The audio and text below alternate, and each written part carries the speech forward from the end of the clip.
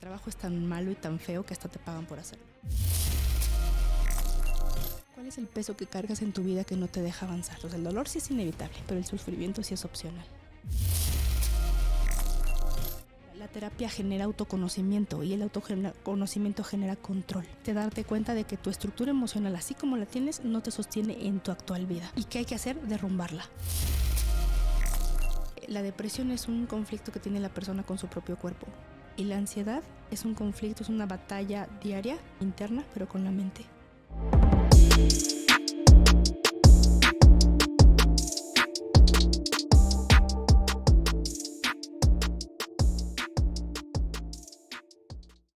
Buenos días, buenas tardes, buenas noches. Estamos nuevamente en Mentes Excepcionales. Yo soy Ángel Mendoza y es un placer nuevamente estar con ustedes. El día de hoy tenemos varias entrevistas que tenemos que darlas. Es nuestro último día en la Ciudad de México. Estuvimos a full toda la semana, pero vamos a cerrar con broche de oro. La verdad, no quiero dejar pasar la oportunidad de agradecer nuevamente a Roberto Murray, a Emily Chávez por esta semana extraordinaria, espectacular, con mucho trabajo, pero muy contentos, con mucho aprendizaje. Y antes de presentar a nuestro invitado del día de hoy, voy a dar unos avisos parroquiales de inicio, porque siempre los doy al final, pero no se olviden suscribirse a nuestro canal de YouTube. Estamos en todas las plataformas digitales, Spotify, Apple Music, Apple Music, Apple Podcast, Amazon Music. Estamos en diferentes redes sociales, Instagram, Facebook, TikTok, y bueno, vayan allá. Todos los miércoles tenemos capítulo nuevo, episodio nuevo. Por favor, vayan, denle amor a a nuestras charlas, denle like, comenten. Ahí pregunten, si quieren ver todo lo que está sucediendo, todo lo que estamos haciendo, vayan a nuestras redes sociales. Bueno, listo. El invitado del día de hoy, no me digas, médico cirujano. Sí, claro. Máster en psicología. Una maestría en psicoterapia Gestalt. Ok. Cuenta con formación en bioneuroemoción. Ajá. Y neurofeedback. Así es. Ok. Ha incursionado en el terreno de la nutrición, abalanzándose como trofóloga. Avalándome como trofóloga, Okay. así es. Certificada en medicina ortomolecular y directora y fundadora de Simoga, Bienestar Integral. Es correcto. Bienvenida, Gabriela Vázquez. Es un placer tenerte en Mentes Excepcionales. Muchas gracias a ti, Ángel, por la invitación. Bueno, pues vamos a darle y vamos a empezar. A ver, cuéntanos un poco sobre ti, sobre tu familia, sobre tus hobbies, para conocer a Gaby. Muy bien, pues mira, es una pregunta que casi en ningún lado me habían hecho, pero qué interesante, porque, bueno, un poquito de mi vida, pues sí, o sea, aparentemente, pues bueno, con lo que leen y todo eso, hay mucha gente que dice, ay, ¿en qué momento tienes vida personal, no? ¿En qué momento realizas otras actividades? La verdad es que no siempre mi vida ha sido de puro estudio ni nada de eso, ¿no? Eso ha sido en los últimos años, prácticamente después de que estudié la carrera de medicina, me di cuenta que me gustaba mucho leer, que me gustaba mucho aprender por mis propios medios, y eso me fue metiendo como topo, ¿no? A otras áreas y eso. Y entonces, aparentemente hago mucho de todo y poquito de nada, ¿no? Pero en realidad me di cuenta que el ser humano tiene una función integral, ¿no? Y que a veces lo manejamos de manera separada, ¿no? Mente, cuerpo, emoción. Y en realidad, pues somos un todo. No estamos divididos en partes.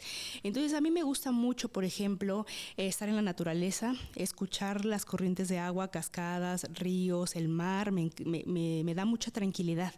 Me gusta mucho escuchar, yo soy muy auditiva, entonces me gusta mucho escuchar ese tipo de sonidos de la naturaleza.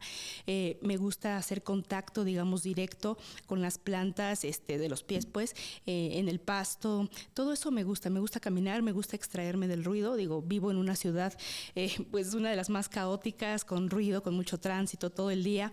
Entonces, el relajarme para mí, el hecho de descansar no solamente es dormir, también es irme, extraerme del ruido de la ciudad y contactar un poco más conmigo, porque aprendo mucho más de mí. Ok. Y a ver, cuéntanos sobre tu carrera como cirujano, porque me llamó la atención, no sé por qué había registrado psicóloga, y ahorita que dije, ay, cirujano, Exacto. cuéntanos un poco cómo nació el interés de estudiar esta profesión, si ejerces actualmente, y lo que más te apasiona de tu profesión. Ok. Bueno, sí, yo estudié la carrera de médico cirujano, así se llama, ¿no? Y yo me acuerdo que desde adolescente o puberta tenía esta inquietud. A mí me gustaba en ese entonces ver las ambulancias y las urgencias y todo eso. Entonces, desde que prácticamente yo era adolescente, me metí a cursos de primeros auxilios, en el ERUM, en la Cruz Roja, y eso me gustaban mucho las urgencias. Entonces, Sí, mi deseo de ayudar a la gente, ¿no? Y de intervenir en algo importante, sí, eso fue lo que me llamó la atención. Entonces, estudio medicina y durante la carrera pues fui pasando por diferentes pensamientos acerca de realizar una especialidad y todo eso. Pasé por la idea de neurocirugía, de psiquiatría, de cardiología, muchas cosas, ¿no? Entonces, conforme va pasando el tiempo durante la carrera y toda la experiencia, sobre todo hospitalaria, pues me fue dando un perfil, ¿no? Al final de ese tiempo yo decidí hacer una pausa, ¿no? Y fue cuando empecé a interesarme por la psicoterapia gestal, por una frase que escuché un día que yo no me quería levantar y estando, digamos, semi despierta, escuché, me llamó la atención y de ahí conocí la psicoterapia gestalt. Ahora, regresando al tema de la medicina, no hice una especialidad convencional, sino hice una especialidad en medicina funcional, que ok, ahorita pues apenas está conociendo mucho a fondo más, un poco más a fondo aquí en México, y que de lo que se trata la medicina funcional es que en lugar de trabajar con farmacéuticos o con fármacos, no trabajamos con nutracéuticos.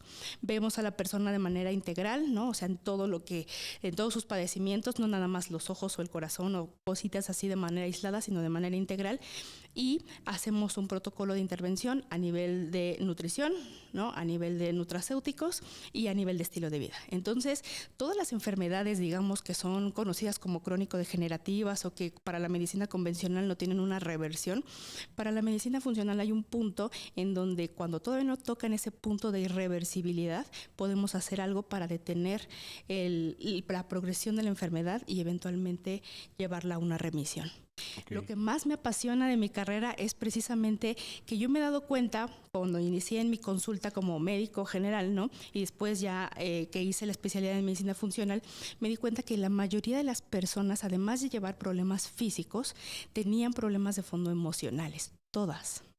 Eso me llamó mucho la atención y por eso decidí incorporar un poquito de conocimiento acerca de qué pasaba en sus mentes o qué pensaba en su emoción, que se atoraba de alguna forma y se expresaba físicamente.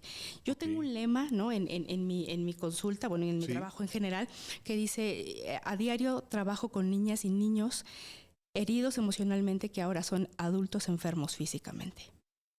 órale.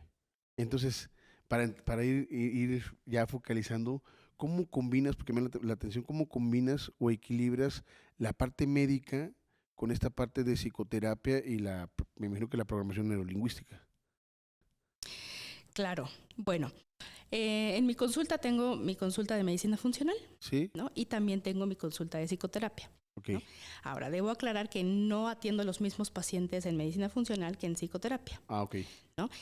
Entonces, pero lo que me ayuda mucho es que al llevar a cabo ambas profesiones de manera simultánea, yo tengo la oportunidad de estarme pues renovando en conocimiento constantemente. Es una, digamos que no es una obligación, lo veo como un placer, como Ok. una satisfacción, porque es lo que veo diario. Sí. Entonces, forma parte de mi día a día. Lo incorporé ya como mi estilo de vida.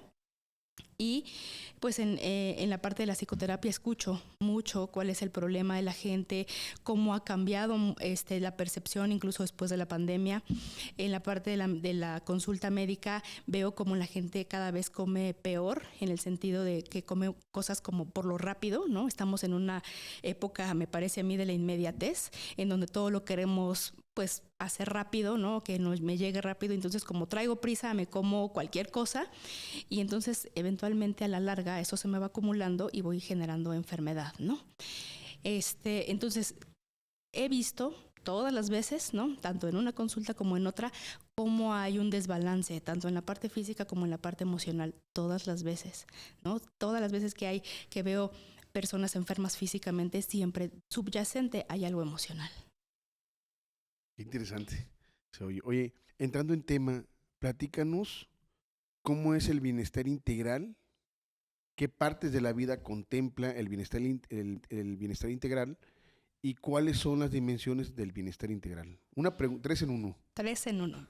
Pues mira, eh, la OMS marca esa parte de la salud como definición, ¿no? Que es un equilibrio o un estado de bienestar biológico, psicológico, social y actualmente le agregó espiritual, ¿no?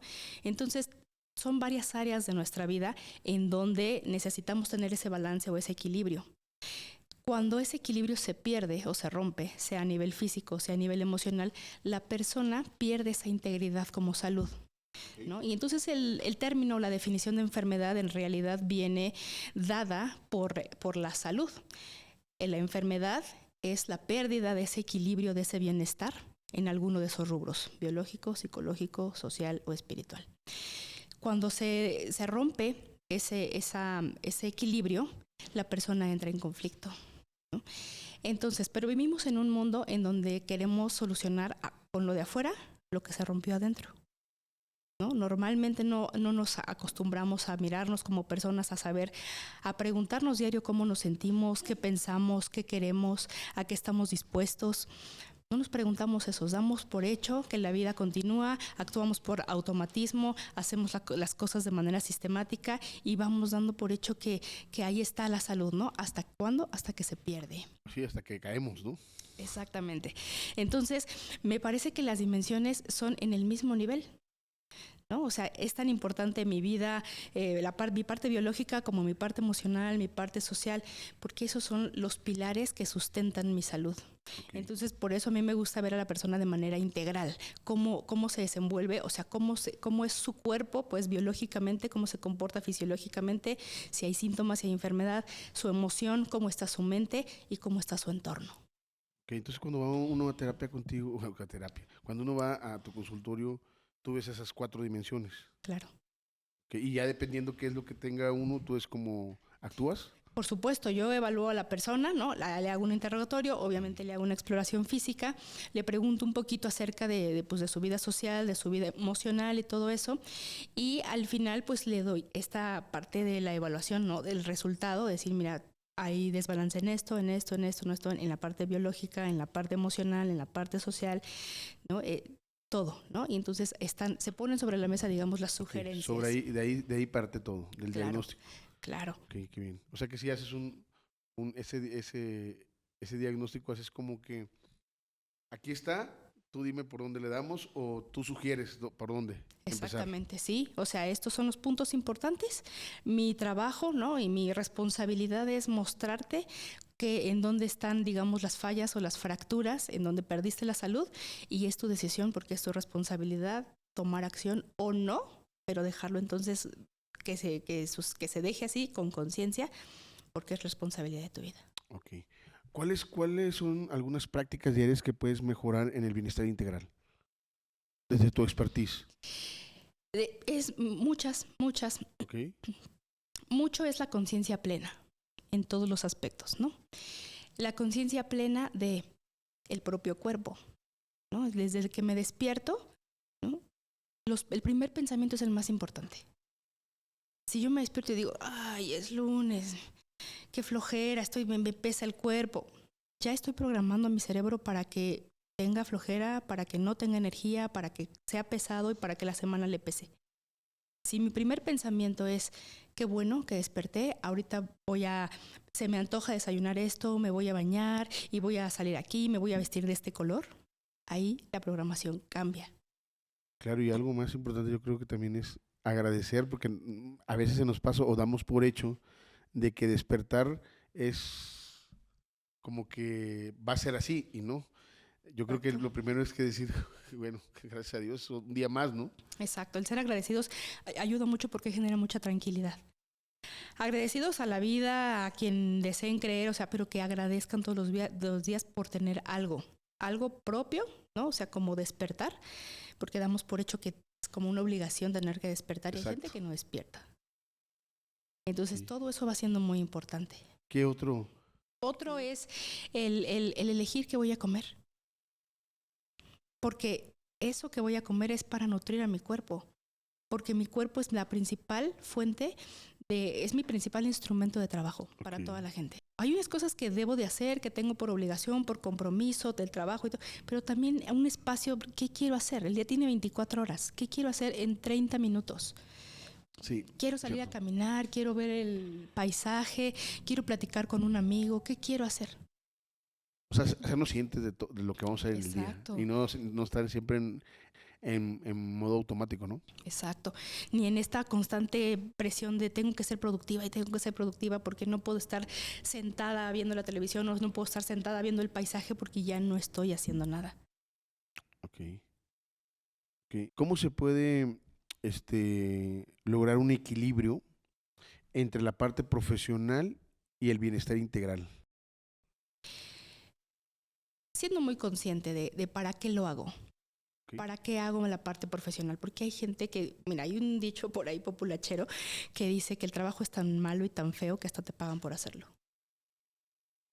¿No? Lo puedes repetir, está bueno. ¿Te puedes acercar un poco? Sí, claro. Que el trabajo es tan malo y tan feo que hasta te pagan por hacerlo. Me gustó. ¿No? Y entonces, digo, si cambiamos la perspectiva de esa misma frase y decir, yo trabajo porque hago lo que a mí me gusta y como efecto secundario obtengo una remuneración por eso. Okay. Esa perspectiva cambia totalmente hasta la sensación, porque entonces voy a disfrutar lo que hago.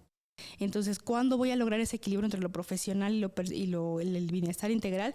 Cuando digo, quiero hacer esto porque me gusta y de manera secundaria obtengo una remuneración. Y además, o sea, eso forma parte de mi vida, es mi estilo de vida, no es lo que debo de hacer porque la sociedad me dice que tengo que hacer esto para poder pagar en donde vivo, qué como, todo eso, sino que lo hago por gusto primeramente. Y desde ahí empieza el bienestar, porque entonces yo tengo tranquilidad mental, tengo tranquilidad emocional y toda mi conducta va a ser casi sin esfuerzo, porque lo hago por gusto. Ok.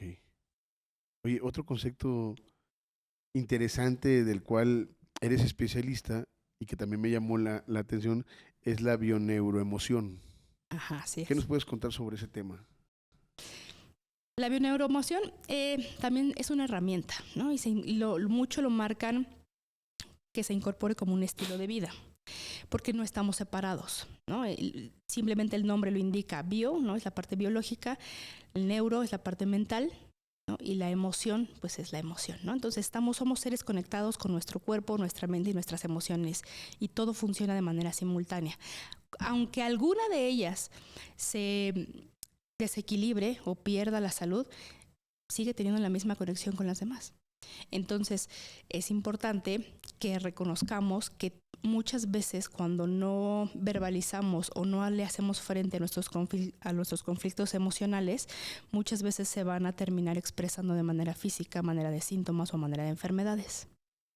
Okay. Y lo que trata la bioneuroemoción es eso, o sea, si hay un dolor de cabeza, si por ejemplo, ¿no? O si hay un dolor de estómago y que esto es recurrente, ¿no? Y ya tomaron pastillas y ya descartaron una parte orgánica y todo eso, y esto persiste, entonces hay debajo, digamos que el síntoma es la puntita del iceberg y lo que está debajo, ¿no? Es todo el peso a lo que no se le ha hecho frente. No es porque no lo pueda ver, es porque no lo quiero ver. No quiero entrar en contacto con esa vulnerabilidad que tengo como ser humano. Entonces necesito tocar esas emociones, ponerme de frente con ellas y saber qué es lo que necesita mi cuerpo o mi ser de mí que no le estoy dando. De eso se trata la bioneuroemoción. Ya en tus consultas, ¿cómo lo aplicas ahí? Porque hay personas que llegan y dicen, ¿sabes qué? Traigo una colitis desde hace un mes, ¿no? Ya modifiqué algunas cosas en la comida, ya me dieron tratamiento para la colitis, para la gastritis y yo me sigo sintiendo igual, ¿no? Y entonces lo que hago es que yo, he desarrollado algunos cuestionarios, ¿no? Que esas preguntas nada más se responden con sí o no. Es muy fácil. Y esas preguntas, en lugar de ser con base en los síntomas físicos, yo hago la relación de qué tiene que ver lo emocional con ese síntoma o con esa enfermedad, y entonces las preguntas son a nivel emocional. Y entonces empiezo a preguntar, ¿no? Te puedes dar cuenta. Claro, en los últimos tiempos, ¿no? Sobre todo dicen, es que tengo un mes así. Hablemos de los últimos 6 meses. ¿Qué tanto has tenido dificultad para diferenciar entre lo que te hace bien y lo que te hace mal en la vida? En decidir qué relaciones sí mantienes y nutres, interpersonales, y cuáles no. Tienes dificultad para eliminar, ¿no? A ciertas personas de tu vida porque temes el abandono, el rechazo, el que te vayas a quedar solo o sola, temes el resultado de algo. Y entonces con esas preguntas van haciendo ese match con lo que le sucede internamente, ¿no? Y entonces se trata de poner a la persona de frente con sus propias emociones, porque pues cada persona es experta en su vida. Entonces desde ahí también surge la solución. Entonces hay una relación entre lo que es la biología, la neurología y las emociones en este enfoque, ¿no? Exacto. Claro, porque todo funciona de manera conjunta. Es una conexión. Un ser humano no se levanta y avanza nada más con su cuerpo, va con su mente y va con sus emociones también. Entonces hay algo que ocurre de manera interpersonal, ¿no? O de mi cuerpo con el medio ambiente, que es lo que puedo ver, ¿no? Si salgo y digo, yo a lo mejor vi un accidente, presencié un asalto, ¿no? Eso es lo que sucede afuera. Lo que queda a veces desprovisto de nuestro interés o de nuestra atención es lo que sucede intrapersonal. ¿Qué me pasa a mí en mis pensamientos y qué me pasa en las emociones? Órale. Oye, a ver, ¿cómo ayuda la neuroemoción al tratamiento de los problemas de la salud física, mental? Que la persona se vuelve consciente de lo que le pasa de manera interna. O sea, pongo la persona bien y me dice, me siento así, me pasa esto desde tanto tiempo. Y entonces, con ciertas preguntas que vamos haciendo, vamos localizando el momento del estrés. Okay. Vamos haciendo también consciente a la persona de cómo se estresa, Okay. de cómo llega a ese dolor, a ese síntoma o a esa falla, y qué es lo que simboliza de manera emocional. Una vez que hacemos esas preguntas, la persona empieza a entrar en conciencia de lo que le está sucediendo. Cuando entra en conciencia es cuando hay un punto de reflexión en donde encuentra la solución. O sea, el terapeuta jamás le va a decir, tú tienes que hacer esto y esto, porque eso es lo más fácil. Muchas veces el ser humano tiende a lo más fácil, dime 3 cosas que tenga que hacer para que se me quite esto. Y prefieren hacer eso a echarse un clavado dentro de sí mismos y hacer esa autoexploración que les genera autoconocimiento. Pues lo que hacemos es generar esa conciencia para que la misma persona asuma la responsabilidad de su vida, haga el cambio o la toma de decisión y se convierta no en un paciente, ¿no? O sea, de esta parte pasiva de tú dime qué hago, sino en una parte activa en donde toma responsabilidad y acción para mejorarse a sí mismo. A ver, entonces, ¿cómo se puede integrar la bioneuroemoción con la medicina convencional?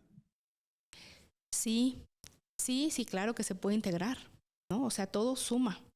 Se puede integrar. El problema luego de la medicina convencional es que todo lo que no sea la parte establecida, ¿no? La parte de farmacológica, digamos, o el canon que indica toda la literatura médica, entonces todo eso queda como medicina alternativa, ¿no? Y queda, digamos, como pseudociencia, ¿no? Y como que no está demostrado porque digamos que no hay un sustento científico de evidencia, ¿no? Que muestren los estudios que eso funciona.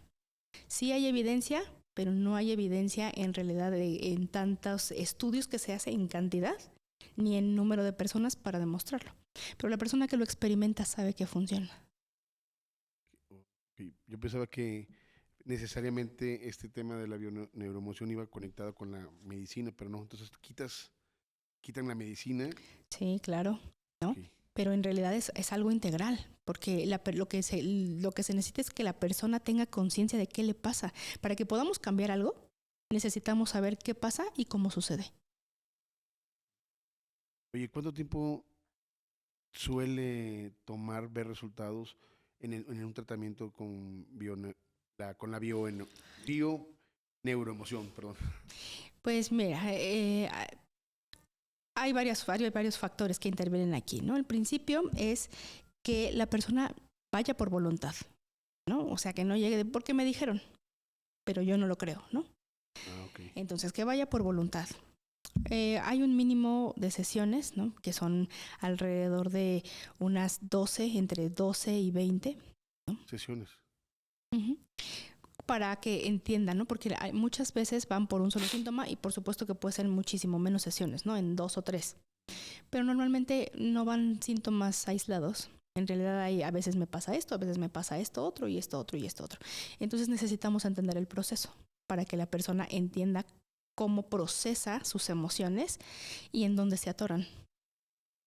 Entonces es un proceso, ¿no? O sea, por eso son varias sesiones y también se requiere que haya frecuencia, ¿no? O sea, que no es de vengo ahorita y luego nos vemos en 3 meses, 6 meses, ¿no? Y a ver qué pasó, sino hay una constancia inicial y después se van haciendo esporádicas, más esporádicas, porque la persona va entrenándose para saber y tomar conciencia de qué es lo que le pasa, porque es un ejercicio continuo. Oye, ¿aplican esta metodología o esta rama de la medicina, no sé cómo llamarlo, por ejemplo, para aquellas personas que están en depresión muy fuerte? Claro, para todos los síntomas y para todas las enfermedades. Yo considero, ¿no? De acuerdo a lo que he visto mucho a través de los años en la consulta, que la depresión es un conflicto que tiene la persona con su propio cuerpo. Y la ansiedad es un conflicto, es una batalla diaria, interna, pero con la mente. Okay. Ajá, entonces cuando la persona empieza a entender eso, se empieza a cuestionar de a ver cómo pienso. ¿Vivo acelerado todo el tiempo? Hay mucha gente que ahora, ¿no? Y sobre todo los que vivimos en ciudad, que nos cuesta desacelerarnos en la noche. Estamos con el tren del día de y esto, ¿no? Y en la noche ya tengo problemas para conciliar el sueño porque no me puedo desacelerar. Y por ejemplo, en esos casos, ¿qué puede hacer uno? Danos un tip. Danos un tip para aquellas personas que no nos podemos desacelerar, incluyendo a Emily. Ok. Hay 2 cosas que muchas veces yo sugiero, ¿no? Una, que tengan una libreta en donde anotar todo lo que no les gustó del día y lo pendiente, porque es una manera de ponerlo fuera de mi sistema. Lo escribo. No me gustó esto, ni esto, ni esto, ni esto, entonces me desahogo ahí. Entonces ya no queda dentro de mi cuerpo, lo pongo fuera en la libreta. Una vez que escribo eso, después, sea acostada o sentada, cerrar los ojos. Si estoy sentada, poner las plantas bien en el suelo, cerrar los ojos y hacer inspiraciones y expiraciones, respiraciones profundas que son conscientes, ¿no? Yo suelo, de primera instancia, ¿no? A los que no están tan ejercitados en esto, hacer una respiración que se le conoce como respiración de la caja, ¿no? Que se hace en 4 tiempos. Y es una caja porque en realidad te imaginas un cuadrado en donde cierras los ojos y en la inspiración, ¿no? Inspiras en 4 segundos, 1, 2, 3, 4, aguanta la respiración, 1, 2, 3, 4, sacas la respiración, 1, 2, 3, 4, aguanta, 1, 2, 3, 4, y luego vuelves a inspirar, a sostener. ¿Cuántas veces? Unas 3 veces. ¿Y eso qué va? Y eso induce un estado de relajación, porque como son respiraciones conscientes, el cuerpo se desacelera, se equilibra la frecuencia cardíaca, obviamente la frecuencia respiratoria, y entonces la mente empieza a desacelerarse. A ver, ¿cómo se lleva a cabo entonces una sesión típica en una bioneuroemoción? Una sesión típica dura alrededor de 30 a 45 minutos, ¿no? O Okay. 50, ¿no? Dependiendo de la conciencia de la persona y de el terapeuta. Y bueno, llegan inicialmente manifestando cuál es el síntoma o cuál es la enfermedad, ¿no? A veces son varios síntomas y pedimos que elija uno, el primordial o el peor, ¿no? El dolor de cabeza. Y entonces, con ese dolor de cabeza, no es dejar como en una sesión de terapia convencional, decir, bueno, pues cuéntame, ¿no? O sea, ¿qué sientes? ¿Qué te sucede? No, o sea, son preguntas específicas, ¿no? ¿Cuándo te empezó el dolor? Ya te revisaste físicamente, pues ya fuiste al médico, está descartada esa parte biológica. ¿Con qué frecuencia te duele? ¿No? Diario. ¿En qué momento del día? Al despertar, durante el día, ¿no? Son preguntas específicas, ¿no?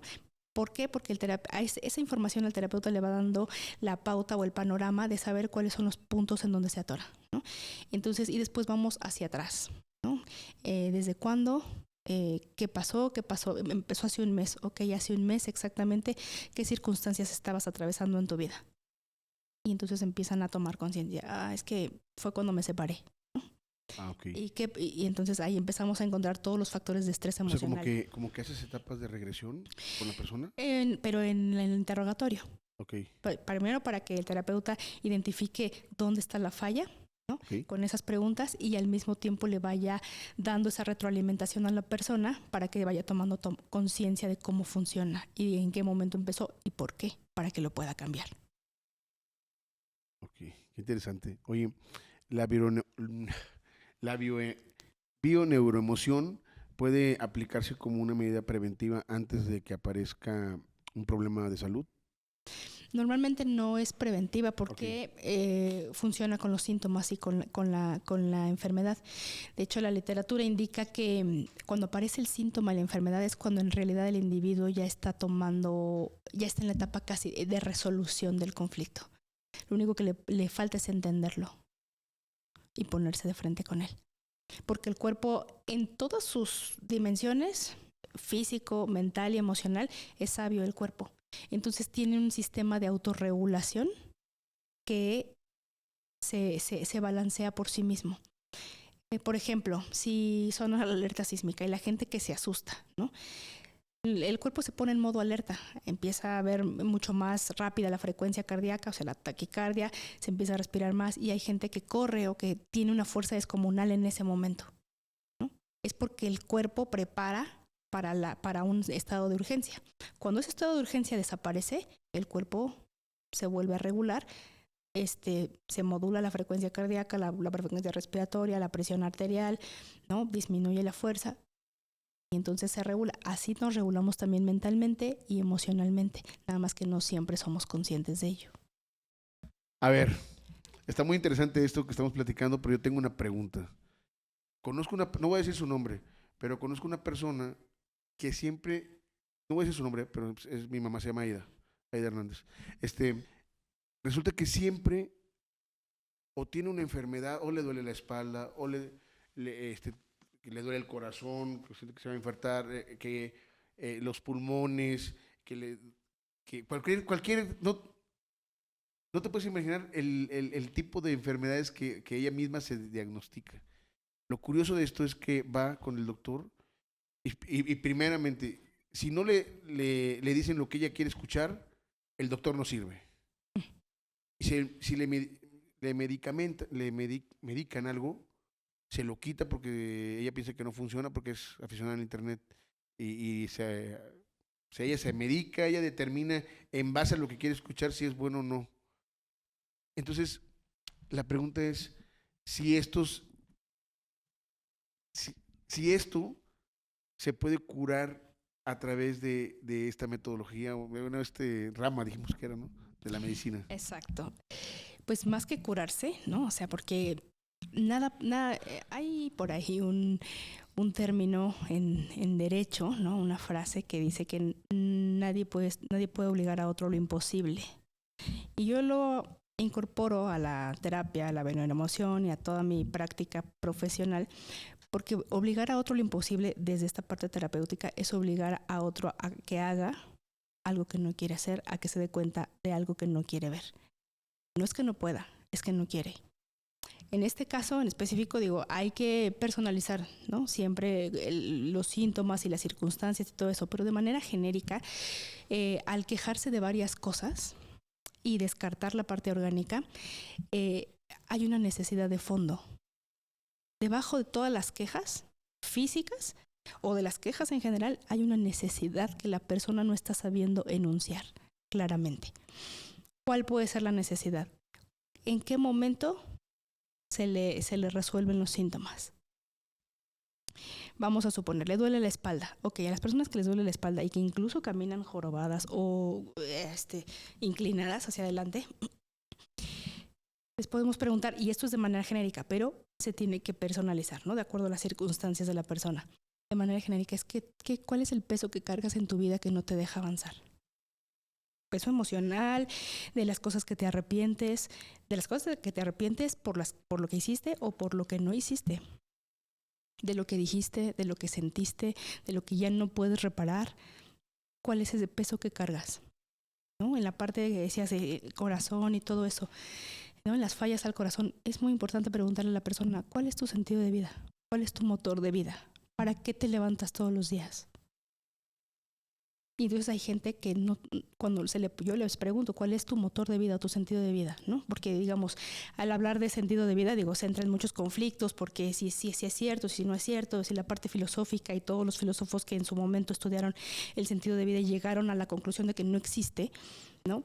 Pero puede haber un significado de vida que puede cambiar durante toda mi existencia, ¿no? Yo pregunto, ¿cuál es tu significado de vida? ¿Cuál es tu motor? ¿Qué es lo que te impulsa y lo que te motiva a levantarte todos los días y hacer lo que haces? Y muchas veces no hay respuesta, porque no hay. Es como si estuvieran como pollos descabezados, nada más corriendo para un lado y para otro, sin tener un propósito.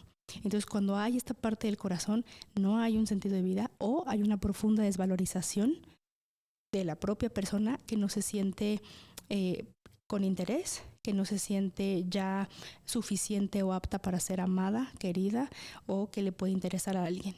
Entonces necesita irse a la enfermedad para captar la atención y que de esa forma es una ganancia secundaria de mantenerse con síntomas o de mantenerse enferma. Pero debajo hay una necesidad. ¿Cuál es la necesidad? Le preguntaría yo a esta persona. Y ¿sabes qué otra cosa pasa que te se me vino a la mente?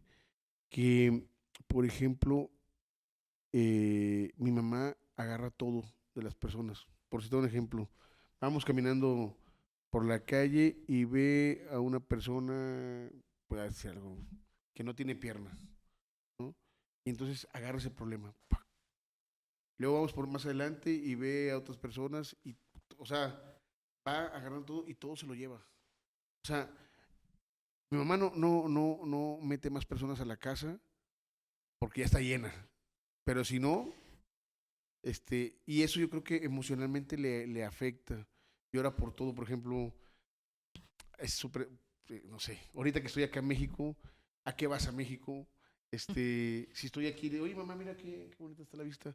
Aléjate de ahí, te vas a, cuídate del terremoto, todo eso que creo que es emocional, ¿no? Claro, de fondo, ¿no? Te digo de manera genérica, sería que la persona está experimentando una profunda sensación de abandono, ¿no? Que no es una herida reciente, quizá es una herida de la infancia, que no se resolvió, que no se atendió, y entonces necesito llenar ese vacío con enfermedades, con problemas ajenos, con cosas, la gente que acumula, por ejemplo, todo eso. Pero nada me es suficiente porque es como un pozo sin fondo. Aunque yo lo llene y lo llene, eso no me da la satisfacción ni me da la plenitud. Entonces no vivo en tranquilidad. Entonces lo primero sería poner de frente con eso. ¿Cuáles son las heridas de tu vida? ¿Qué es lo que te desgarra el alma diario? Y eso es lo más pesado, ¿no? Porque mucha gente no quiere entrarle a eso porque no quiere sufrir, sin darse cuenta que al no resolverlo es perpetuar el sufrimiento. Entonces el dolor sí es inevitable, pero el sufrimiento sí es opcional. Ok. ¿Y esto en algún momento se puede volver un problema de salud mental? Dependiendo de las condiciones, sí, claro. De por sí, o sea, si se aísla, si casi no sale, si llora por todo, o sea, si tiene esta labilidad emocional, se frustra, demanda, ¿no?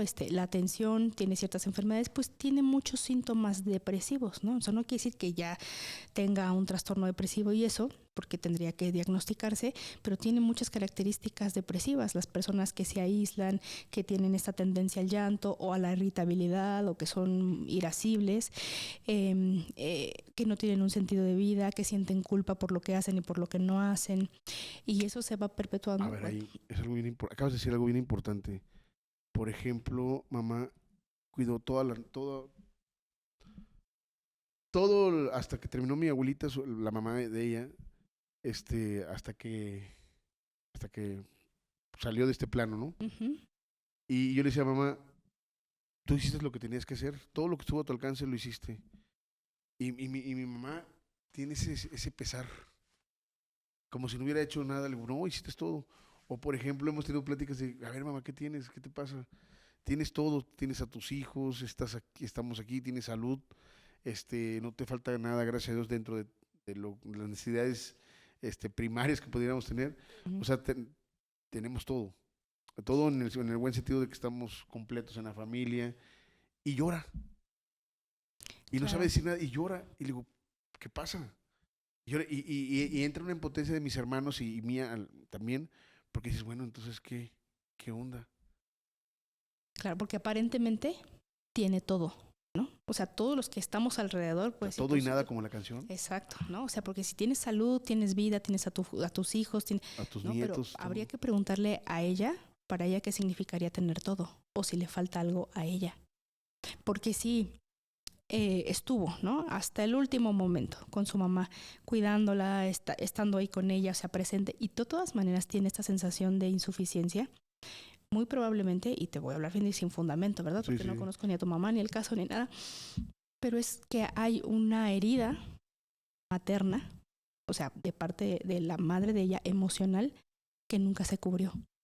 Y que ella, tu mamá, intentó todo, hizo todo por ser vista, ¿no? Levantando las manos, aquí estoy, yo te cuido, yo estoy atenta, veme, quiéreme, interésate por mí. Hasta el último momento, ¿no? Como quizá no ocurrió ese reconocimiento, o sea, esa retroalimentación positiva, se queda con el hoyo de hice todo y de todas maneras no fue suficiente, porque no me siento en paz. Entonces quizá lo que le falta no es el amor de los hijos, no es que le falte salud, no es que le falte más energía, es que le falta algo que no tuvo de su mamá. Ok. Me dejaste sin palabras. Oye,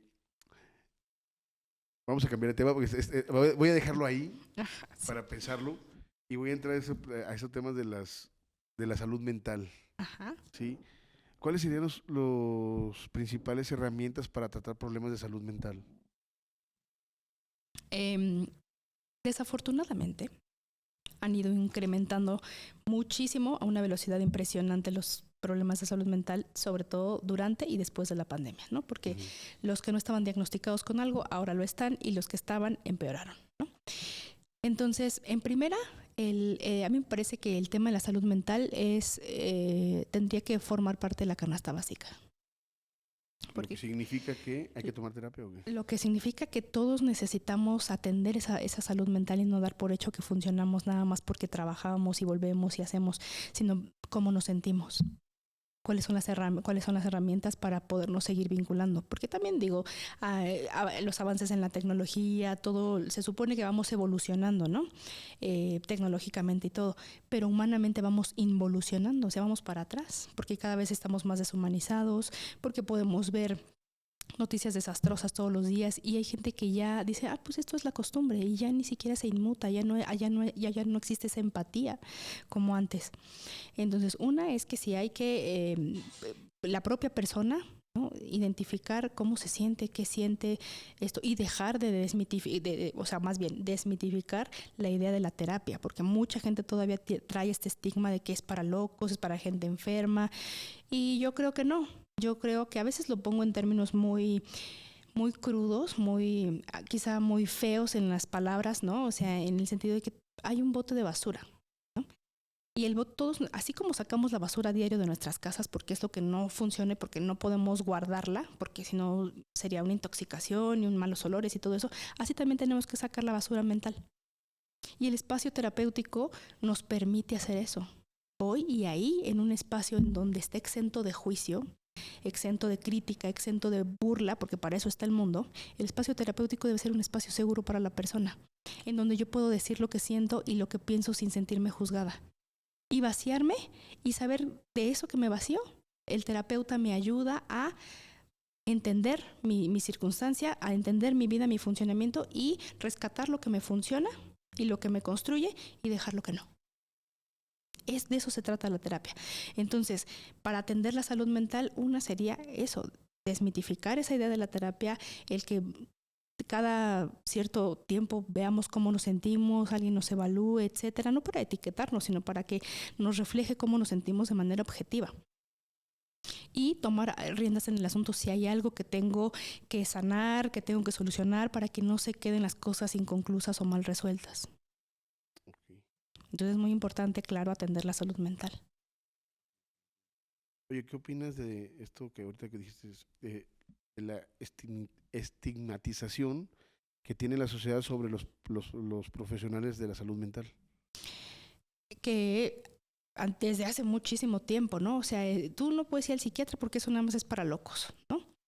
Y entonces, incluso hay mucha gente que se sigue imaginando la parte psiquiátrica como esta parte hollywoodense, ¿no? En donde está el cuarto, ¿no? En donde está colchonado y la camisa de fuerza y todos tienen que estar haciéndole un montón a una persona para poderla controlar. No siempre es así, ¿no? O sea, muchas veces hay muchas cosas silenciosas. La depresión es una forma silenciosa. La ansiedad ahora ya está como se hace de manera ya pública, ya muchas personas la tienen, la normalizan. Y no por eso quiere decir que estamos en el punto de función óptima, sino que estamos en lo normal. Por eso es que en la terapia a mí no me gusta utilizar la palabra normal, porque se refiere al promedio, a la norma, al promedio, lo que todo el mundo hace y no al punto de función óptima. Entonces esta parte de la salud mental, decir, no, ¿cómo vas a ir al psiquiatra? ¿Cómo te van a medicar? ¿Cómo esto? ¿No? Y si la gente entendiera que pues tenemos pues sustancias químicas que regulan nuestro estado de ánimo y todo eso, y ya muchas veces esas sustancias entran en desbalance y necesita esa regulación, me parece que tampoco es satanizar la parte farmacológica con respecto a la salud mental. Hay gente que realmente lo necesita, no me parece que tampoco se haga como un uso indiscriminado de tú tienes tales síntomas, tómate esto y tómate esto, tómate esto, sino me parece que debe ser bajo casos muy evaluados, hacer un muy buen diagnóstico y especificar cuánto dura el tratamiento y para qué es. Y a la par de eso, de la parte farmacológica, digamos, quien lo requiera, pues la parte terapéutica, porque es tener una relación contigo. La terapia genera autoconocimiento y el autoconocimiento genera control. Así que la terapia no es para locos, es para todos. Es para todos, exacto, sí. Oye, ¿qué estás haciendo actualmente de manera individual? Y es pregunta para promover el cuidado de la salud mental desde tu trinchera. ¿A nivel profesional o a nivel personal? No, a nivel profesional. A nivel profesional, yo procuro siempre, cuando yo recibo nuevos pacientes y todo eso, el generarles ese ambiente propicio de comodidad y de confianza, sobre todo, porque ya la gente está tan lastimada por las personas del entorno, incluso los familiares y todo, que difícilmente abren su corazón y su razón al terapeuta, ¿no? Muchos también, digo, no está muy bien regulada la parte terapéutica y todo eso, pero pues algunos funcionan como charlatanes, ¿no? Y en lugar de mejorar, empeoran la situación de la persona. Entonces, desde mi trinchera es ofrecer ese espacio terapéutico en donde hay confianza, en donde no hay juicio, en donde somos seres humanos, en donde puede haber empatía y en donde mi postura es facilitar un proceso de darse cuenta. ¿Darse cuenta de qué? De cómo funcionan sus emociones, de cómo existen, cuáles son. A mí no me parece que haya emociones positivas y negativas, las emociones son nada más, ¿no? Y todos los seres humanos traemos eso. Yo frecuentemente les digo, cuando llegan a mi consulta de las primeras veces, que todos tenemos una estructura emocional y que esa estructura emocional se la imaginen como un edificio, en donde ese edificio tiene el número de pisos, es el número de edad cronológica que tiene la persona, ¿no? Sí. Si la persona tiene 30 años, la estructura emocional o ese edificio es de 30 pisos, ¿no? Todos, como esa estructura, tenemos una fachada y la fachada la pintan, la arreglan, la resanan, porque es lo que todo el mundo ve, es nuestra carta de presentación. Cuando vienen a terapia, yo no me quedo con esa carta de presentación, porque eso es lo que todo el mundo ve. Mi trabajo como terapeuta es tomar a la persona la mano e ingresar a ese edificio e ir recorriendo piso por piso cómo está la estructura por dentro. La estructura tiene grietas, tiene fracturas, tiene humedad, tiene ventanas. Vas dándole mantenimiento. Primero veo cómo está, ¿no? Primero veo cómo está toda la estructura, okay, ¿no? Y entonces, después de esa estructura, yo le digo a la persona, a ver, imagínate que ahorita en 20 minutos, 15 minutos va a venir una inclemencia. Un tsunami, terremoto, huracán, tornado, lo que quieras. Y tú tienes que dejar a la persona o a las personas que más amas en el mundo dentro de esa estructura. tú las dejarías con la certeza de que eso no se va a caer. Si tienes que dejar a la persona o las personas que más amas dentro de esa estructura, que tú sabes por dentro cómo está, si tiene fracturas, grietas y todo, y va a venir una inclemencia, tornado, huracán, tsunami, ¿las dejarías con la certeza de que eso no se va a caer? No, pues, por supuesto. Exacto. Cuando esa es la respuesta, es que esa estructura emocional no te sostiene. Okay. Y no te es funcional. Ese es el ejemplo que yo pongo a la mayoría de mis es un buen ejemplo. Ajá. Y entonces ahí hago darte cuenta de que tu estructura emocional, así como la tienes, no te sostiene en tu actual vida. ¿Y qué hay que hacer? Derrumbarla. Porque no funciona. Wow, dijo el perro. Está cañón. Oye, ¿tú cómo cuidas tu salud mental? Ahora sí, de manera personal. Claro. Bueno, yo cuido mi salud mental y yo tengo mi propia terapia también, Sí. ¿no? O sea, tengo mis momentos en donde, por supuesto, también hago terapia, porque pues también necesito un espacio en donde Para tirar toda la basura de todos. Por supuesto, ¿no? Y la propia. Otra forma en la que yo cuido mi salud mental, de acuerdo a como yo me conozco, es lo que dije al inicio, ¿no? El estar en contacto con la naturaleza. A mí me gustan mucho los sonidos, la playa, el bosque, hacer cosas distintas. Es la forma en la que yo tengo de distraer y de hacerle descansar a mi cerebro, ¿no? Todo eso me gusta. Por ejemplo, fomentar una buena higiene del sueño, ¿no? También ayuda mucho a la salud mental porque regula la parte hormonal que tiene que ver con el estrés. Me gusta mucho leer, ¿no? Porque pues si me voy a ir a fantasear, ¿no? Que no sea fantasías catastróficas, sino cosas que me abran otra perspectiva, otro panorama, otro mundo, la imaginación es muy importante. Los adultos hemos perdido mucho la capacidad de ser espontáneos como los niños, ¿no? ¿Por qué? Porque ya tenemos ese patrón rígido de lo que debe de ser y lo que tiene que hacerse. Ok, ya para terminar, la verdad ha estado muy interesante toda la charla, se me ha ido el tiempo rapidísimo, pero ¿cuál es el mensaje principal que quisieras dejar a la audiencia y que se lleve a su casa en este episodio? Así que diga, que se lleve como reflexión y recuerde este episodio así como, la doctora cirujana dijo esto. Ok. Pues a toda la audiencia le recomiendo, ¿no? O sea, que hagan esta exploración dentro de sí mismos y que hagan una pausa al día o por lo menos una vez a la semana. ¿Cómo me siento? ¿Qué quiero? ¿Realmente estoy haciendo lo que quiero? ¿Realmente hago lo que me gusta? ¿Tengo una motivación de vida? ¿Tengo un significado de vida? ¿O tengo que hacer ajustes? Y sobre todo, que sepan que su valor como personas no radica ni en lo que tienen, ¿no? De manera económica o de bienes, ni en lo que saben, ni en lo que son capaces de soportar. Su valor como persona radica en lo que son, simplemente por haber nacido personas. Ese es su valor. Y que nadie tiene por qué enjuiciar eso, porque ellos son expertos en su vida y saben lo que necesitan y lo que no necesitan. Comparte tus redes sociales. Si tanta información buena que diste y no compartiste tus redes sociales, ¿qué onda? Pues me encuentran en Facebook como doctora Gabriela Vázquez y en Instagram como DRA Gavish Vaz, todo junto, como doctora Gavish Vaz en Instagram. Muchas gracias por acompañarnos el día de hoy. Creo que iniciamos el viernes con una muy buena charla. La verdad, me sentí muy a gusto, me sentí como que resolví algunas dudas que traía y quiero agradecerte, la verdad, tu tiempo, porque sé que venir a moverse a la Ciudad de México aquí está cañón y el tiempo es lo más valioso que tenemos las personas, y el hecho de que te hayas tomado el tiempo de venir a nuestro programa, la verdad que yo me siento muy honrado de que hayas venido y muy contento de que hayas compartido ese tipo de información, primeramente conmigo y con toda la audiencia. Muchas gracias por estar aquí, Gaby. Estuvo genial el episodio y espero que no sea la primera vez, sino que haya muchas más, porque está muy interesante tu tema.